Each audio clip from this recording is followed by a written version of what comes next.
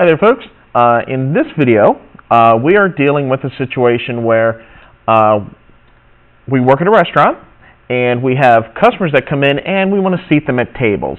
Tables are square-shaped and you have two people on the sides and there are two people on the other two sides. Okay? So, in this case, I have one table, it seats 4 people. And I have 2 tables, it seats 1, 2, 3, 4, 5, 6 people. Now if I were to expand this a little bit, 3 tables, 1, 2, 3, 4, 5, 6, 7, 8. Or if I had 4 tables, 1, 2, 3, 4. Okay, I would have 1, 2, 3, 4, 5, 6, 7, 8, 9, 10 people sitting at these tables. Okay, so first thing I'm going to do is I'm just going to list this. Okay, so one table gives me four customers. 2 tables gives me 6 customers. 3 tables gives me 8 customers. 4 tables gives me 10 customers. Now, what I want to know is how many tables would it take for me to seat 12 customers? Well, since these are the number of customers, you can probably see the pattern already. It goes up by 2 each time. So that would mean that all it would take would be a 5th table, and I would be able to seat 12 customers. And that's nice, but what if I wanted to seat 17 customers? So let's just take a look.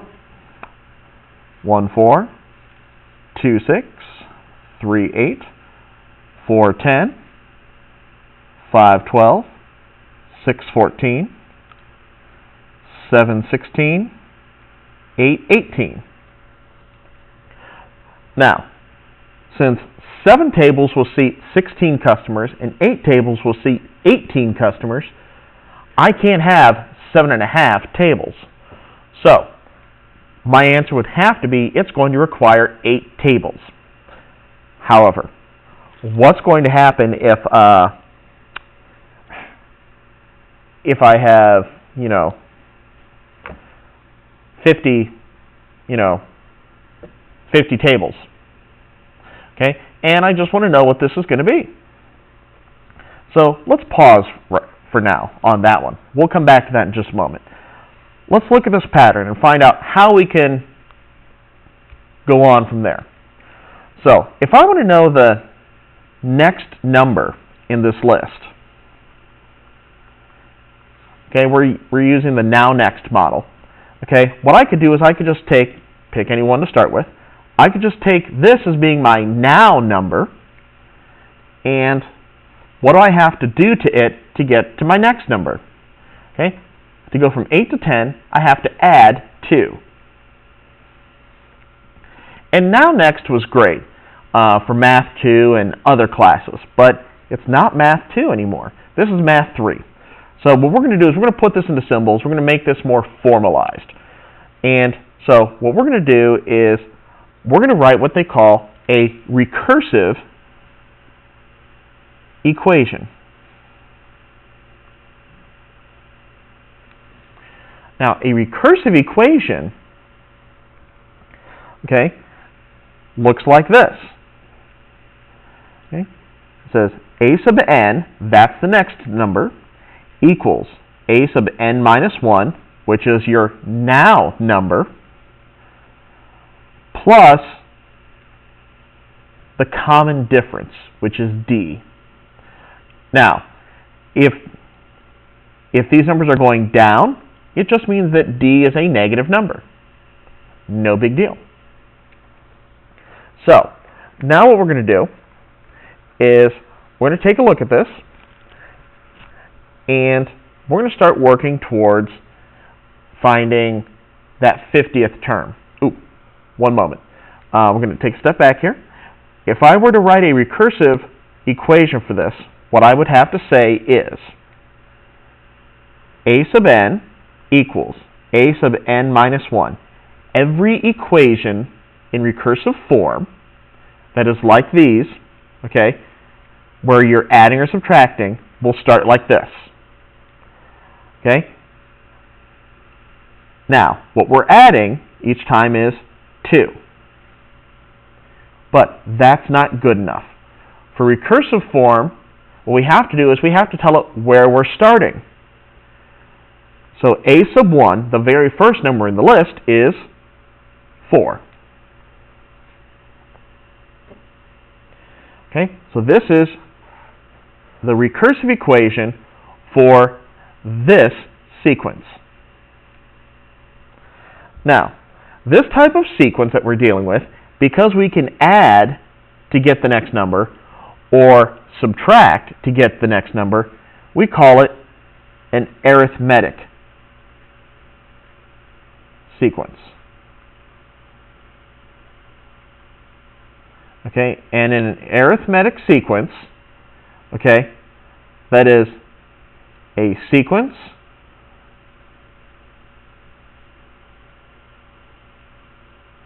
where the same number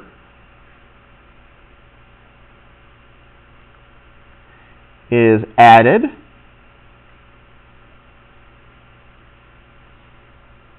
to get the next term. Now, if we had to multiply or divide, that's a different story. We'll talk about those later. Now, what I'm going to do is I'm going to copy this list on the next sheet of paper here. Because what I want is something that's going to help me find numbers way down the road. Like, what happens if I want the 50th number in our list or the 100th number in our list? A recursive equation does not help with that, because you would have to know the number immediately before that. Okay? So, what I'm going to do is write these first couple numbers. Now, what I'm going to do is I'm going to translate these two into coordinates. So 1, 4, and 2, 6.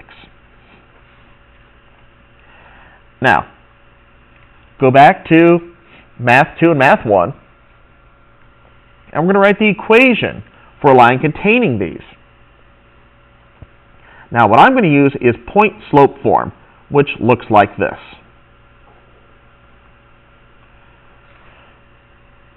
Now, m is the slope, x1 and y1 are is any point on the line.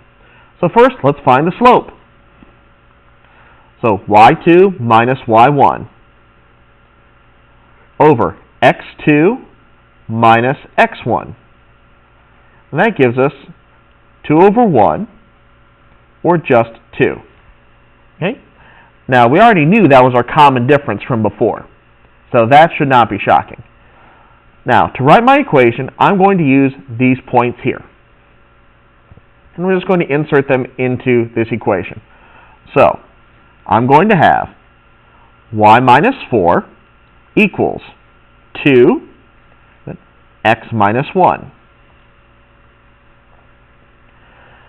Well, I want to have everything on one side, so I'm going to get y by itself. So I'm going to add 4 to both sides. So y equals 4 plus, because that's positive, because the difference is positive, then x minus 1. That's the equation of this sequence using xy terms. Now, to get the explicit equation, okay, the explicit equation looks just like this. But I don't want you to have to go through that whole process. The explicit equation, okay, looks like this. A sub n equals a sub 1 plus d parentheses n minus 1. Now, if we compare these two equations, 4 okay, is the first number in the list. Okay? And look at that. D is the common difference. Ooh, we had that on the other page. X minus 1 and N minus 1. Okay? So, in order to make this work for this exact series, all I'm going to do is plug these numbers in. An explicit equation must have a sub n. Okay? So, a sub n equals, in this case, 4 plus 2, parentheses, n minus 1. Now, on rare occasions, it might be poignant for us to find the 0 term in the list. Sometimes it doesn't make sense. Sometimes it does. Okay? Now, in order to do that, all I'm going to do is distribute. So to find the 0 term,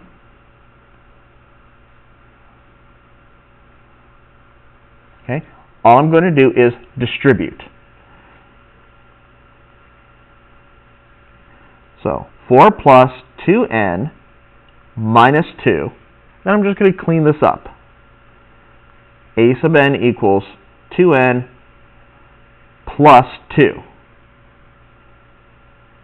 And if we were to put 0 in for n, okay, we would find that we would have 2, which is, if we refer back to our picture, if we took away the table, we would just have the 2 people on the sides.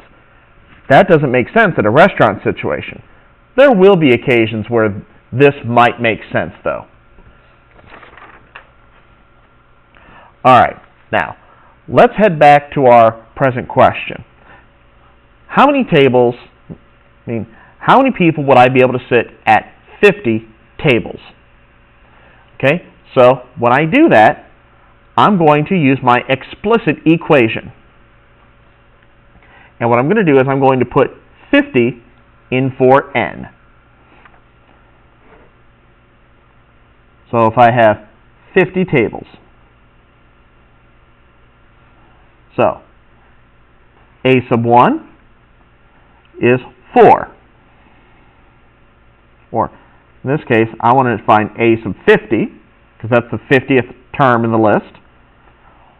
A sub 1 is 4 plus 2, parentheses.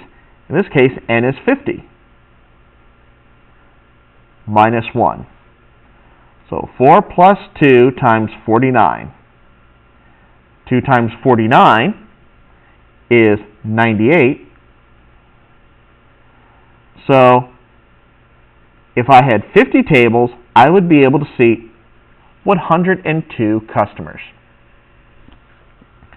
Now, you're going to be able to take this information and apply it to what we're going to be doing here in class in just a moment.